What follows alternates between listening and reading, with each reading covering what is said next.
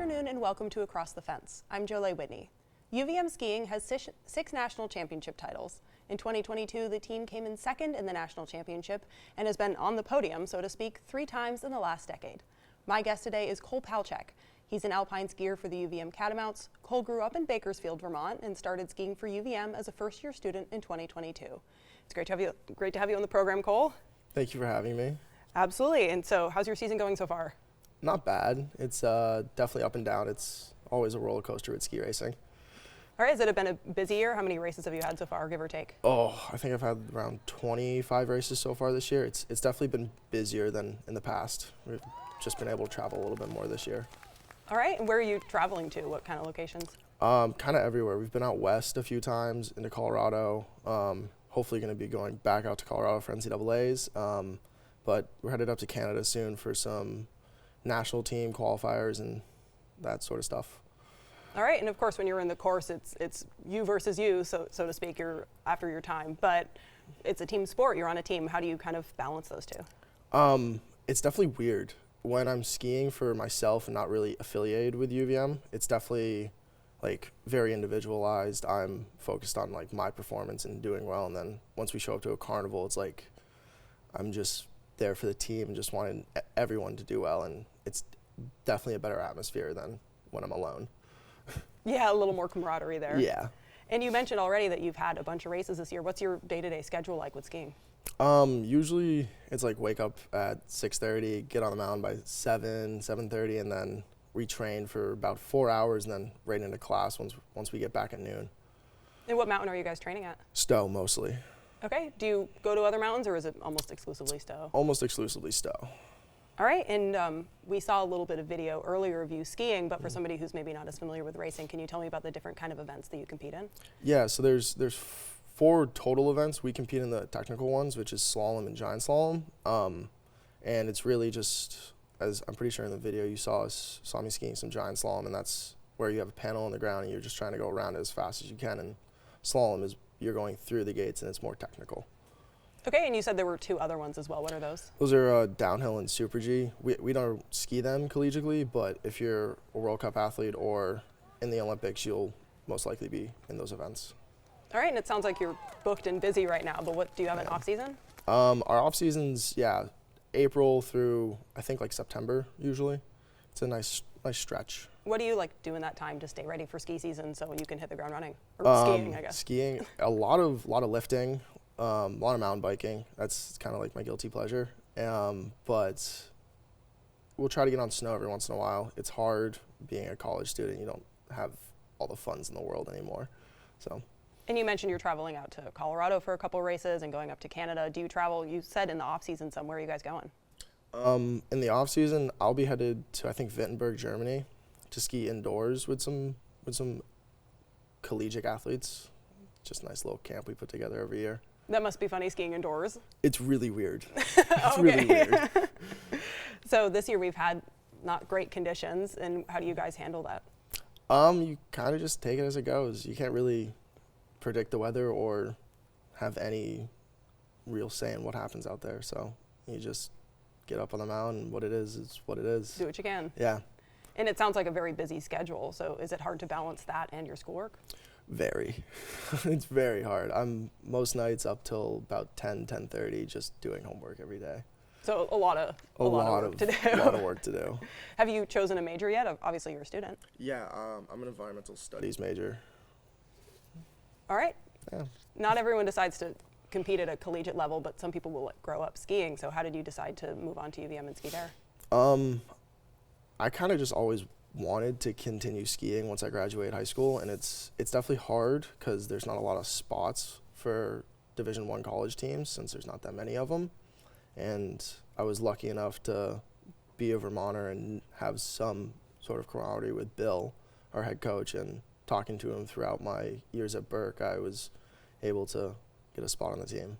And you mentioned Burke, and we spoke a little bit before this taping about how you went to BMA. Tell me about how that kind of set you up to go on to UVM. It set me up a lot. It helped my skiing tremendously, and then it academically, it helped me build into the person I am today and allowed me to have free thinking thoughts more than most.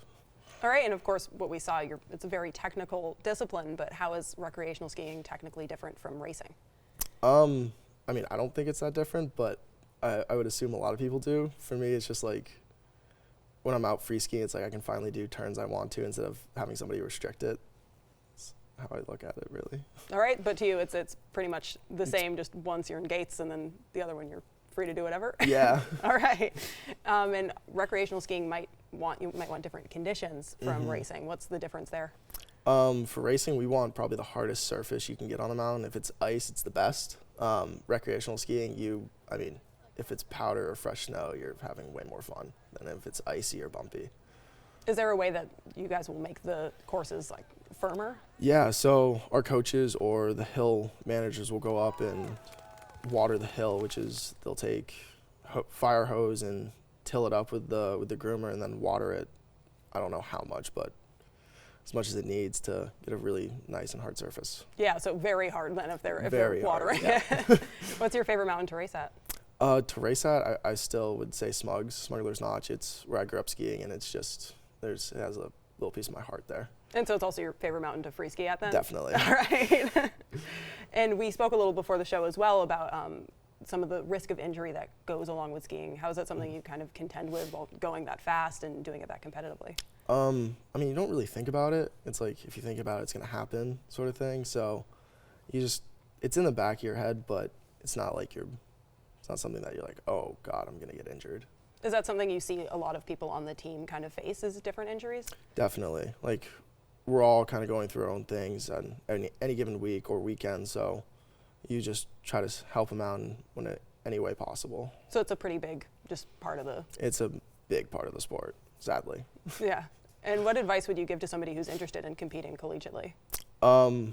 Continue to have fun, work hard, and just never get too down because the sport has its lows, but the highs are what you are always chasing. Yeah, how do you kind of handle the competitive nature of it? I don't know, honestly. Okay, maybe not at all. Yeah. All right, and so what's something that our viewers would maybe be surprised to learn about competitive skiing, having maybe just watched it or not even done it themselves? I think what most people are shocked about is that there is collegiate skiing. Like you think about football and basketball and like, yeah, these are obviously sports that are going to be in college, but there's not that many ski schools around the United States. And for me personally, it's definitely something I wish more people knew about, and that there's not that many Americans or people competing in college. So it's, yeah. Yeah, do you find there's like a large viewership base? You were saying you didn't think it was really public. Are you getting a lot of fans at races and stuff like that? We're slowly starting to. UVM's doing a good job of promoting our team a little bit more, and it's allowing people to finally realize, oh, we have a really good ski team on our campus. It's nice to see fans every once in a while. Absolutely. And what's after college? Is it something that you're planning to keep skiing? What do people usually do with years of racing after graduation? It really depends how your senior year goes. If you have a good senior year, then you'll continue skiing because hopefully your national team or something of that level will be interested in picking you up and continue your career. But most people go on to finding jobs and getting into the workforce. Sure. Yeah. Moving on, like a lot of other graduates have to. Yeah. And so you talked about traveling all over to Colorado and Canada. Can you give me some more details about where you guys have gone specifically?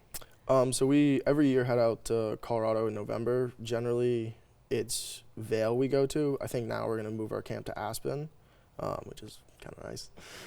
And then Canada, we head mostly up just to Quebec, up to Mount Tremblant or Mount Edward, and that's just for what we call a NORAM series, and it's how we can qualify for our national teams.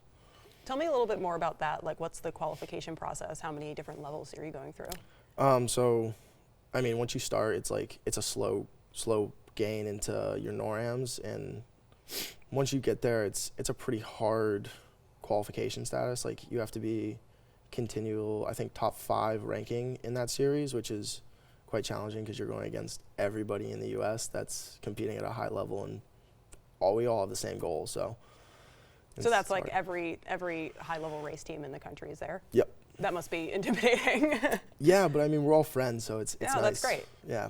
So you keep in contact with people from different programs all over the country? Yeah, I mean, being at Burke, a lot of my classmates ended up going to other college teams or on their national team, and we all keep in touch still. And since you've gone from the East Coast and the West Coast, is there a big difference between the skiing there, or is it the racing pretty similar?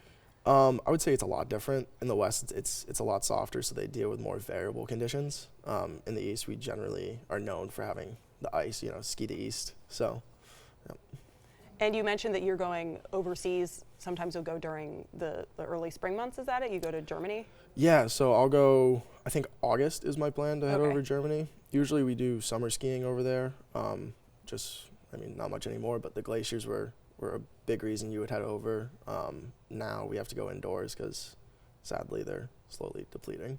Is it strange to be skiing inside? Very. It's feels like you're on like an ice rink. Is it real snow? Yeah, kind of. They blow it, so Okay. it's blown snow, man-made. But it feels like an ice rink because you can hear every echo. It's weird. It's really Okay, you weird. don't feel claustrophobic at all being inside? I did for the first time I was there, but you get used to it.